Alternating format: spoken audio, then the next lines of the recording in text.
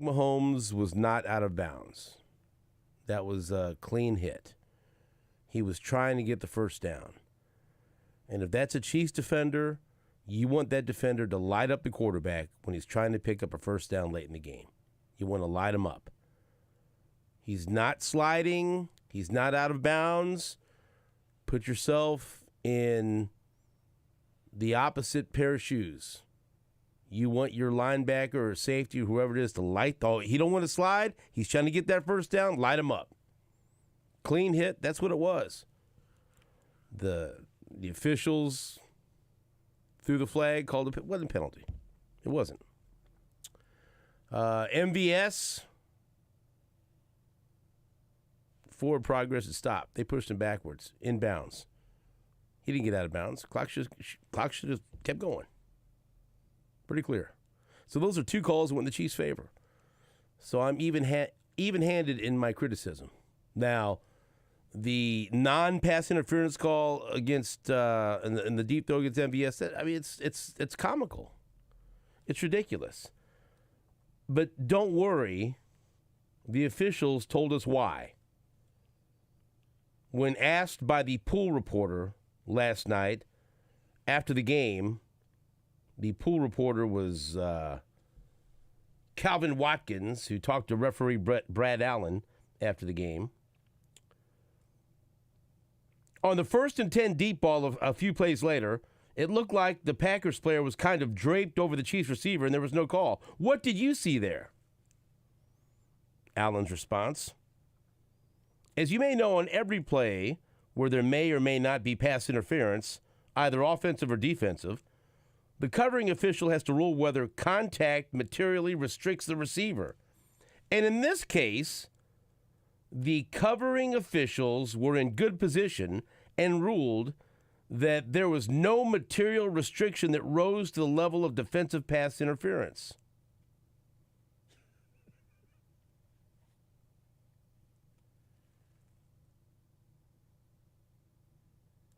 Come on. If you blew a call, admit you blew the call. And let's all move on with our lives. You're just making it worse trying to explain your way out of that. Come on. We're all adults here. Let's just use common sense. Come on. Or as Danny Klinsky might say, come on. Follow-up question.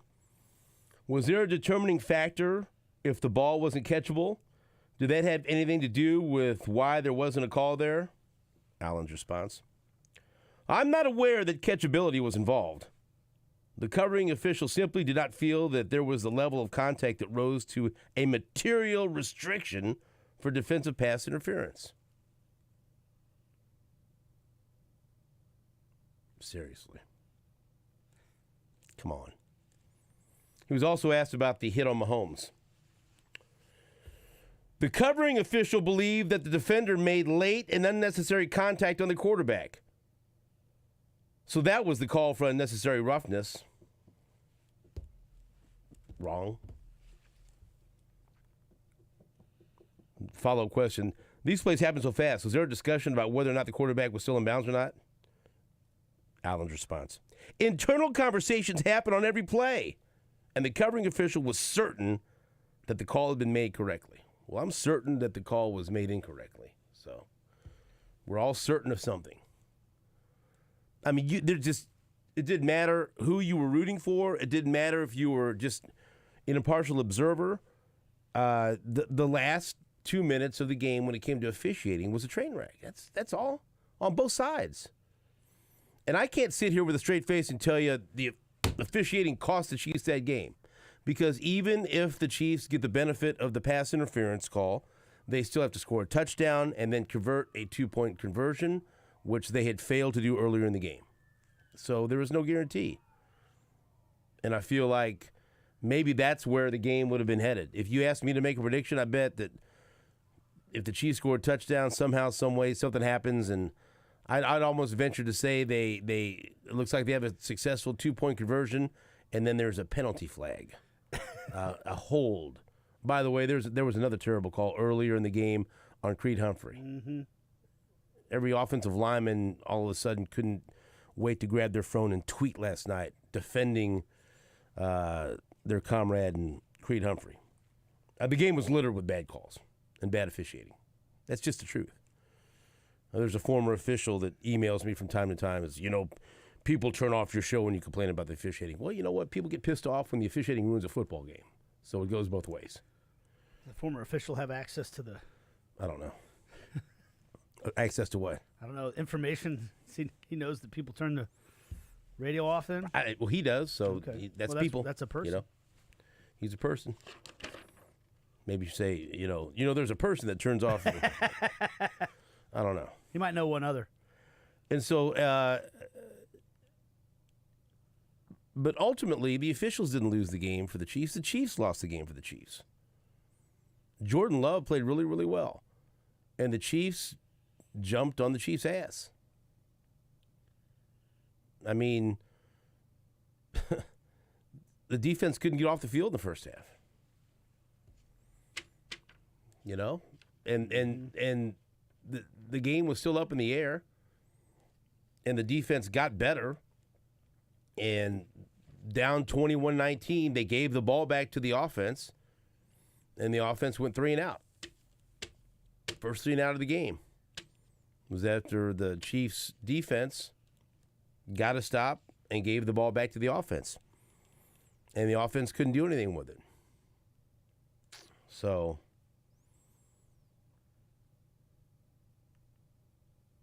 the Chiefs have, we can all agree that the officiating was terrible, and the Chiefs didn't play well enough to beat the Packers last night. And on top of that, even after it was a 5-point lead, the Chiefs got the ball back again. The defense got to stop. Mahomes had the football once with a chance to get a field goal to take the lead. Couldn't do it. Offense gets the ball back again with plenty of time left, with a chance to score a touchdown and take the lead. And they get out to the 50-yard line and turn the football over. That's unacceptable, inexplicable. And you can watch the replay over and over again, and you can debate over and over again, as people did on social media last night. Well, whose fault was it? Was it Mahomes' fault or was it Sky Moore's fault? And there's enough people that played receiver and played in the Chiefs offense and played football that know the offense, that know it better than I do, that are pointing the finger at Sky Moore. And I'm going to guess, based on what I've seen this year from number 24, my ample gut tells me that Sky Moore is to blame here.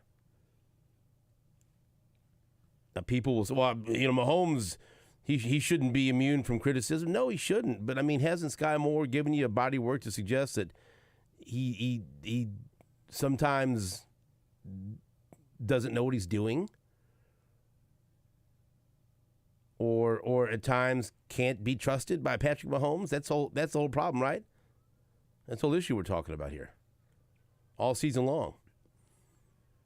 MVS, boy, if there was a leaderboard for receivers who pirouette around or turn around looking for the football in a deep route, MVS would be at the top. But how many times have you seen that?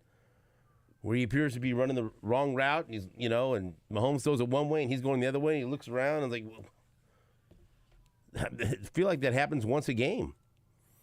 So that's just a continuation of what we've seen all season long.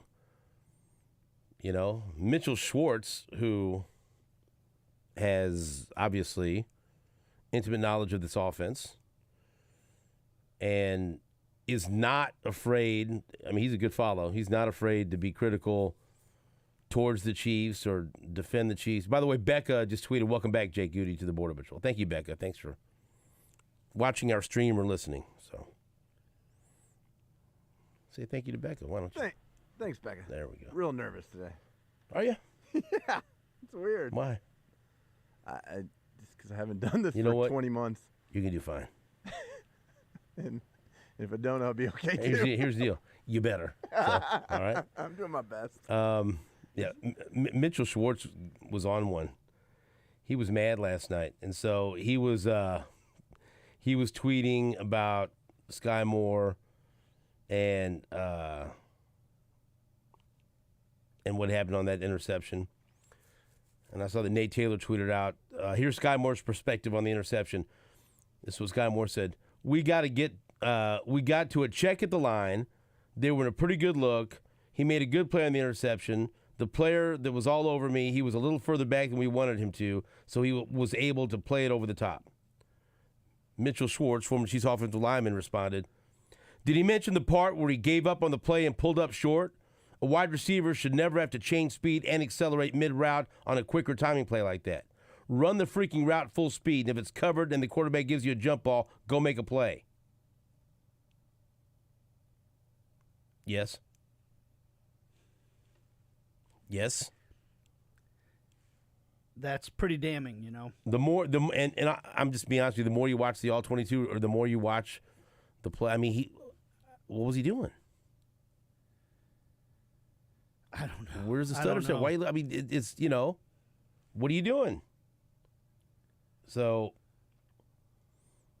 some say, well, Mahomes shouldn't have thrown the ball. Here's the problem: Mahomes maybe shouldn't have trusted Sky Moore, because that play, you must trust the receiver to do the right thing, or disaster will happen. Or Sky Moore shouldn't have been on the field. Well, then, Richie James, come on down. Look, it's a problem. Or stop me here. You just got a pass interference penalty, right, to get out to midfield. Okay, run the ball. Take control of the game.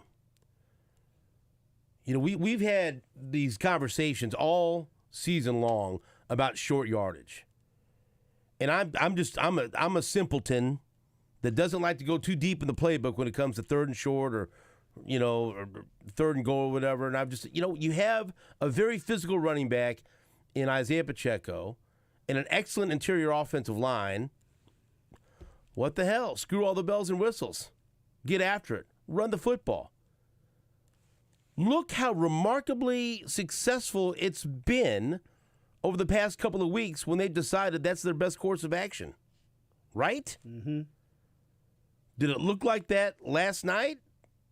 Yes. It's almost comical to think that wasn't always the solution. Right. Sometimes it's the solution is a simple one that's right in front of you. But you can outthink yourself and drive yourself crazy looking for something else. And it just feels like the Chiefs just were unwilling to look at what was the simple solution all along. And let me tell you something. When it's 3rd and 1 or 4th and 1 or 3rd and goal and 4th and goal like that, the answer, and guess what? Nothing's 100%. It won't always work. But I sure like the odds of Isaiah Pacheco running behind Creed Humphrey and Trey Smith and Joe Tooney. I like it. I think that's a pretty good idea. And it looked like a pretty good idea. All right, you had a couple of throws to get yourself out to the 50-yard. Run the ball. I tell you, I like handing the ball off to Isaiah Pacheco a hell of a lot more than trusting Sky Moore in that situation. Had Green Bay given you any indication that they were ready to shut down Isaiah Pacheco at that point? If anything, it was going in the opposite direction. He looked like he was getting stronger and they were getting worn down. I just felt like at that point, you get the first down, you're around the 50-yard line, run the ball. And it seemed like they were so successful all game long, and then just, well, let's get away from it now. Like, there's no hurry at that point. Yeah. You can have a sense of urgency. Be quick, but don't hurry, as someone used to say in the seat. Mm-hmm. But you just feel like, wait a minute, what are you getting away from what's been so successful? It goes back to trusting the wide receivers. And we can have the discussion, well, is this damning of Brett Veach, and why do the Chiefs think this in the offseason? Hey, you have your hand now. You got to play with what you got. Yeah. And again, I'll say this till I'm blue in the face. Who are the three playmakers that you can trust? The three main guys you can trust. Isaiah Pacheco, Travis Kelce, and I'll put Rashee Rice in there now. Yep. That's the three guys you dance with. And then you go home with, whoa, hold on, Wait. something like seafood dinner? Everyone else, look, I expect bad. Honestly, I'm not, when the ball's going to MVS, I almost got to cover my eyes. I'm afraid of what's going to happen. I don't know if he's going to run the right route. I don't know. He might catch the ball. He might not. Same thing with Sky Moore at this point. I don't know. I feel real good about Rashee Rice and Travis Kelce getting the ball. Mm-hmm. I feel great about Isaiah Pacheco getting the ball. Roll with it. So we can bitch about the officiating, and it's warranted, but there are plenty of issues that the Chiefs had that prevented them from winning that game last night. And also, you must credit the opposition. The Packers came to play, and Jordan Love is a good quarterback. And it looks like he's getting better every week. He made some terrific throws. He did. That one throw on 4th and 1, he threw it up. I wasn't as impressed with that throw as I was with the touchdown pass to Watson in the back of the end zone. That was an effing gun. That was a BB. That was a dart, whatever you want to call it. Right? Yeah, you could sit there. When he threw that up, in the middle of three defenders, he threw it up. He gave his receiver. He trusted his receiver. He gave his receiver a chance, and the receiver made the play. But that dart to the back of the end's ooh.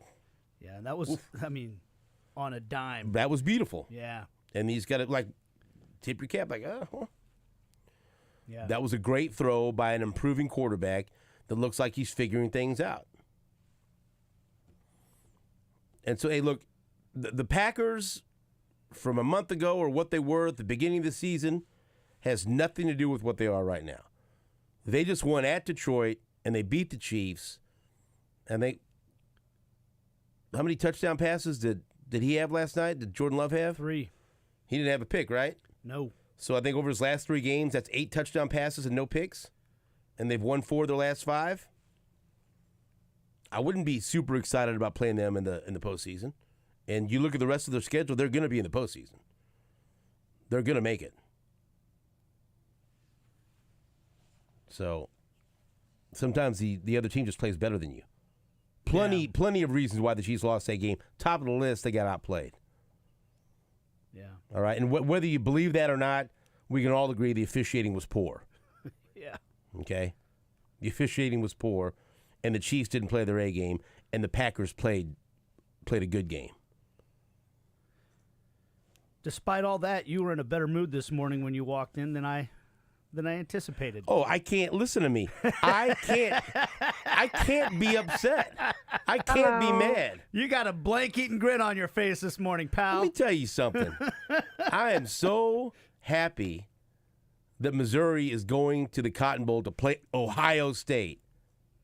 I can't believe I just said that sentence. You said it. Like, if you think about where this team was at the beginning of the season, what some of the conversations that were had and everything else, no, I'm not. I'm not gonna back. I'm thrilled. I'm wearing my Mizzou gear. I'm excited. Me and the fam are going to Dallas for the holidays. Yeah. Missouri. Selena's been on me. She goes, "Is there any chance, just for a family Christmas present, that we could just go to the bowl game?" Like Julie goes, "I didn't sign up for that." Go ahead, speak for yourself. I said, "Listen." I said, Arizona, I don't think that could happen. They go to the Fiesta Bowl, the Peach Bowl. That could be a possibility. That's at least drivable. We'll see. If it's Cotton Bowl, we're gonna go. I said, I just hope they're not playing. I don't want to play Liberty. I'm not interested in playing Liberty. I don't want to do.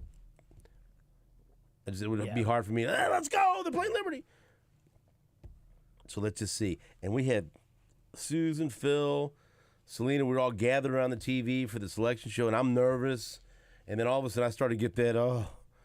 How could they screw Missouri? They can't keep them out of the NY6. I don't think they're going to put them against Liberty. That's something. Whatever. They're going to do something. Something's going to happen that's going to upset me. And then the first game they announce.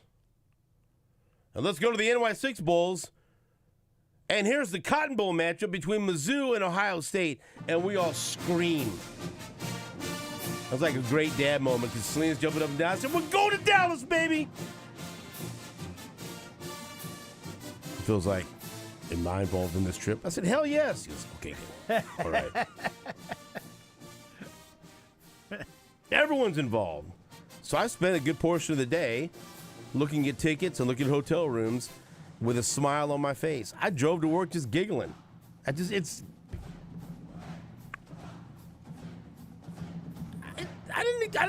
expect this. I didn't expect, I said, please give this team a bowl game that they deserve, that the season deserves. The season that's provided so many great moments, just give them the bowl game that they deserve and an opponent that they deserve. That's all.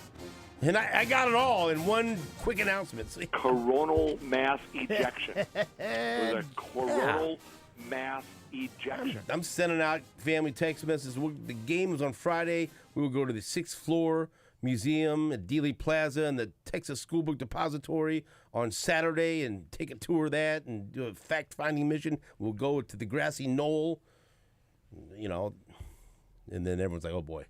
Someone take Dad's phone away and, Dad's time for a nap. Then we're going to do this, then we're going to do that. So I'm very happy. So, yes, I'm not going to hide. I'm very happy. I'm mad that the Chiefs lost. But then Cotton Bowl against Ohio State. I mean, that's a nice sports. Yeah. Go sports. I love it. I love sports.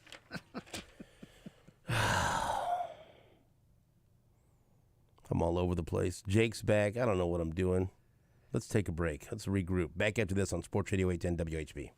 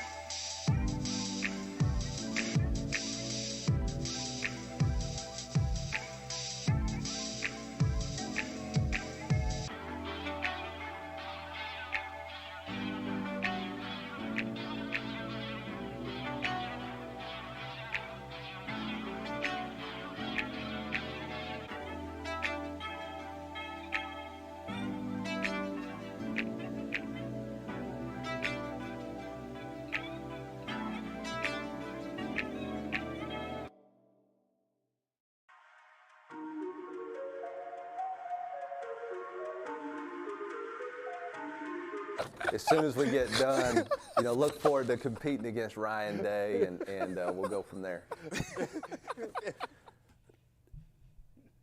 Dude, how great was that?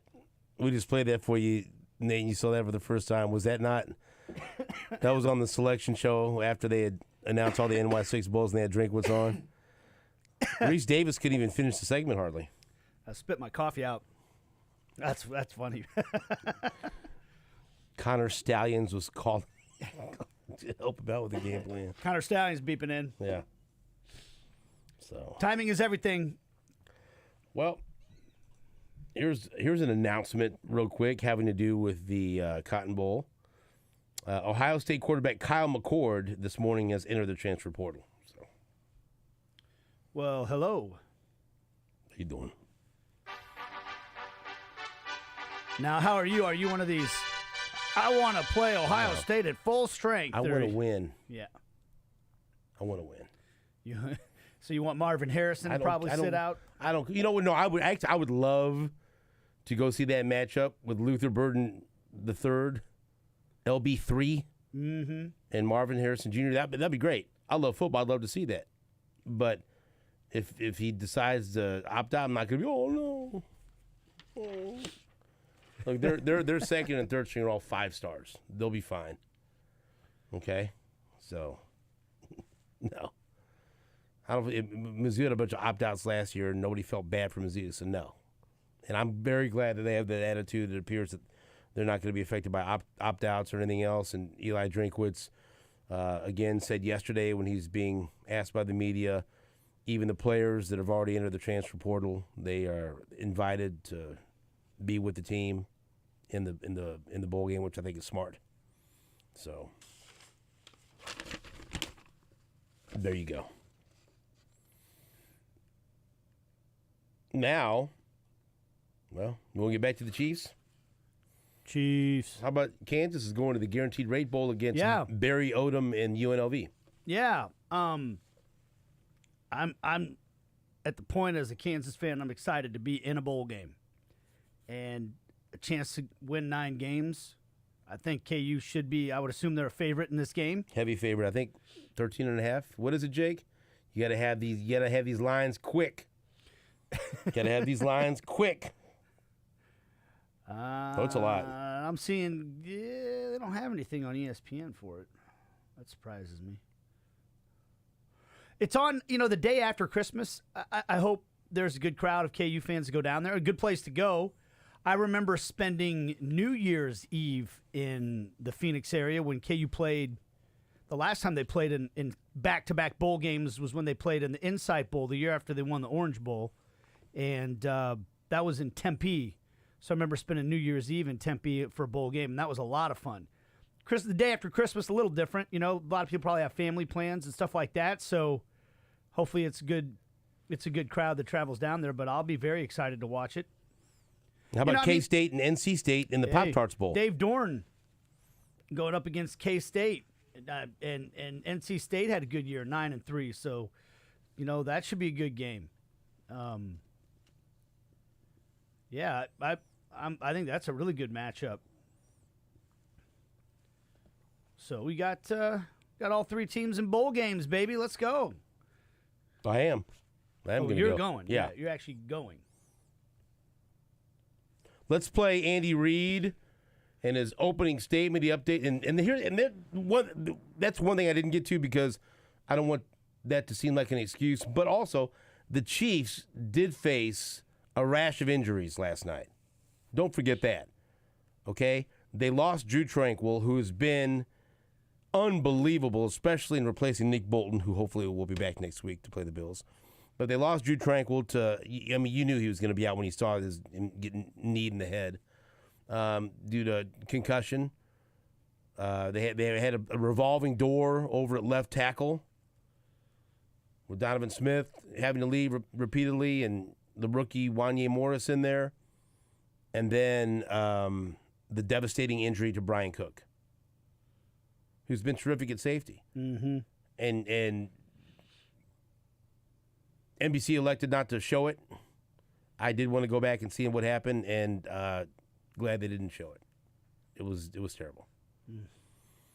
I mean, look, his foot was pointed the wrong way. Yeah. Did you go back and see it? What happened? It just he tried to kind of stop, and his foot got caught under him, and it just and it just gave, and it's terrible because he's another one of those ascending players in the defense that has been getting better and better. And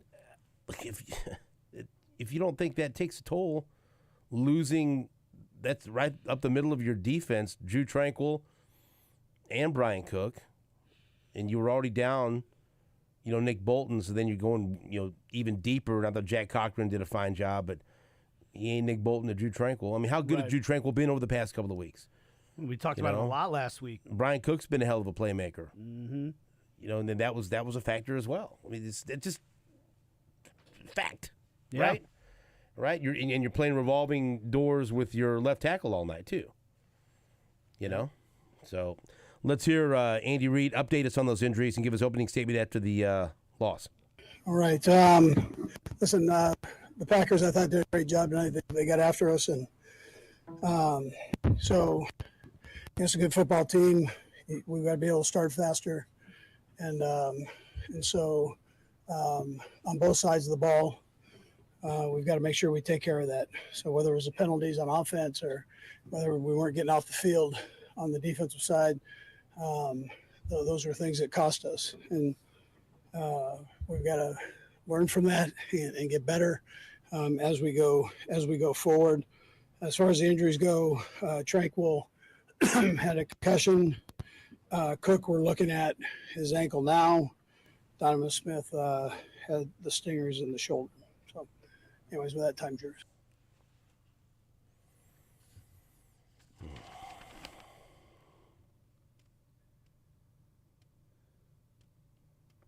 Well, let's move on to Patrick Mahomes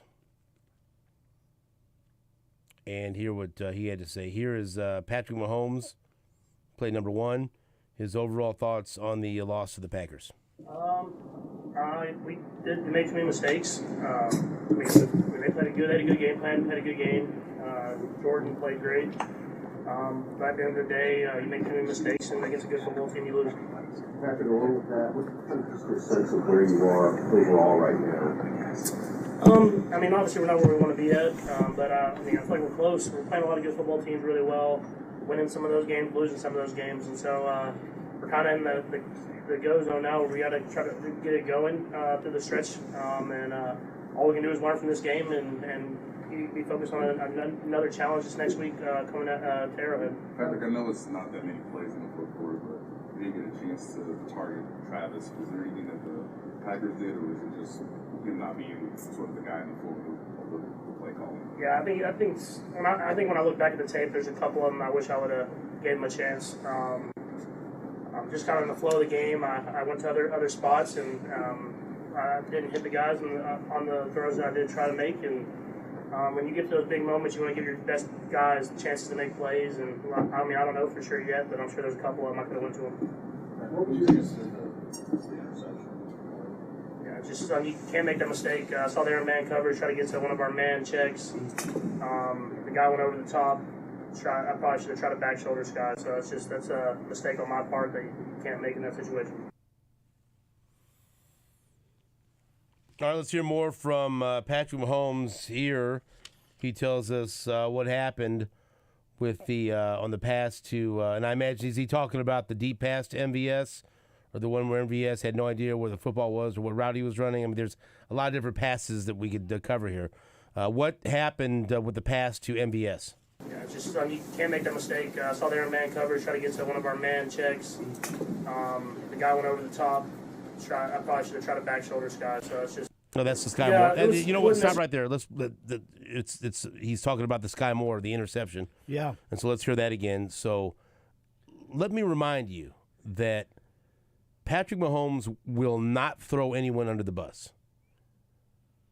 And look, that's what the expectation should be. A true leader and a quarterback that's the leader of his football team shouldn't throw any receivers under the bus. Now, not all quarterbacks adhere to that, right? Right. But he will accept blame. He will tell you what he did wrong. He will tell you what he should have done better.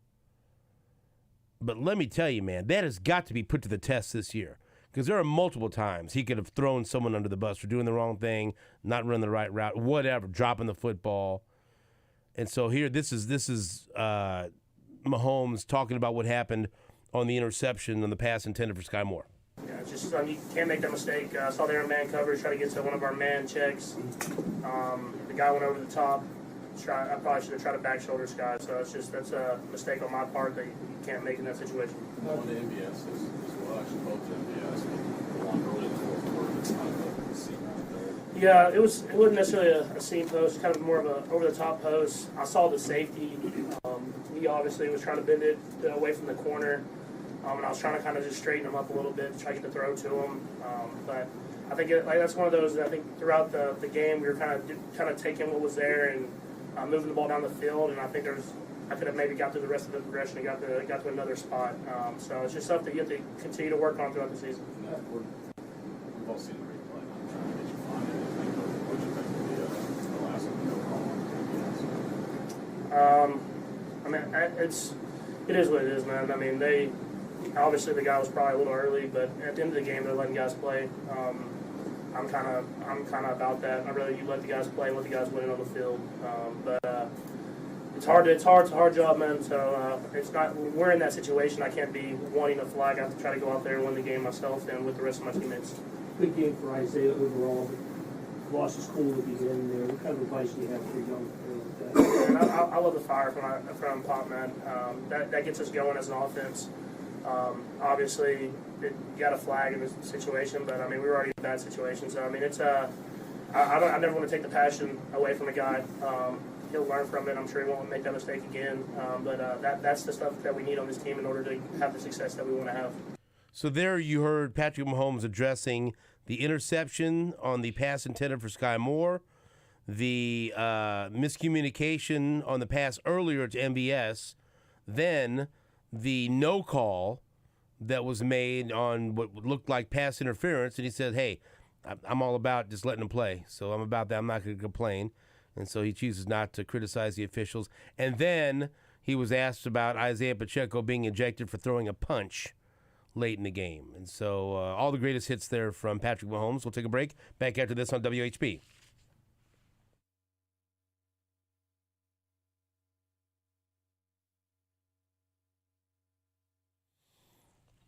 Hey, Kansas City, Stephen St. John here for our friends at Tickets for Less. Bowl season is officially upon us with all 3 local schools set to go bowling.